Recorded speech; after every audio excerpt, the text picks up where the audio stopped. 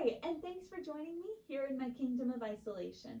Today we're going to be reading Laura's Star, which is a special story about a girl and her quest for friendship. Let's get started. I wish I had a friend, sighed Laura as she gazed out of her bedroom window, someone special to share all of my secrets with. But there was no one listening, only the distant stars that winked and glittered like tiny jewels in the night sky. Suddenly, something caught Laura's eye. A streak of silver came whirling and twisting through the darkness. She gasped as it spun past her window, so close she could almost touch it. Something wonderful and magical was happening. Laura quickly put on her robe and slippers and hurried downstairs. Outside on the shadowy pavement lay a little star, shooting sparks and colors like a giant sparkler. "You're beautiful," Laura whispered. She saw that a point of the star had broken off when it hit the ground. "Don't worry," Laura said as she gently carried it back indoors. "I'll soon make you better, little star." And up in her bedroom, she carefully put it together again. Later, Laura told the little star all her secrets. It seemed to shimmer more brightly than before, as if it understood. And as Laura drifted off to sleep, she knew she'd found a special friend at last. When Laura woke the next morning, the space on her pillow was empty. The little star was gone. Laura was desperate. She searched under the blankets and scrabbled through her drawers. She looked high in the closet and crawled low beneath the bed. But it was no good. She couldn't find the little star anywhere. Laura felt cold and empty, as if all the light had drained out of her. Surely the wonderful little star hadn't been only a dream.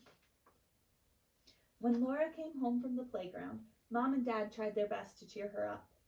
"How about your favorite dessert?" asked Dad. "Don't you like my funny hat?" asked Mom. Laura couldn't tell them why she was so sad. They would probably say that the little star was just her imagination. That night, as Laura climbed wearily up to bed, she saw a strange glow flickering from her room.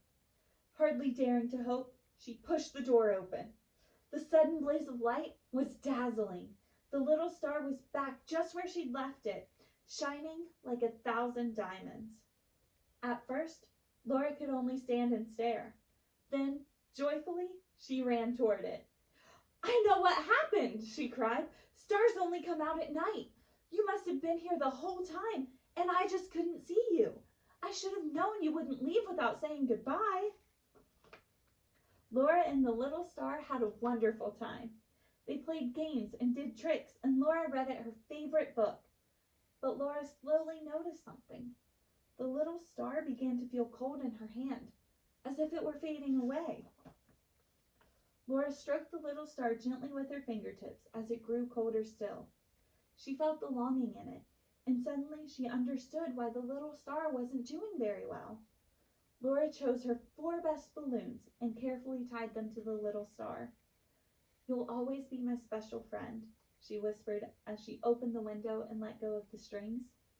Slowly, the balloons drifted up into the darkness, and the little star twinkled at Laura as it grew smaller and smaller, until at last it joined the other stars in the midnight sky.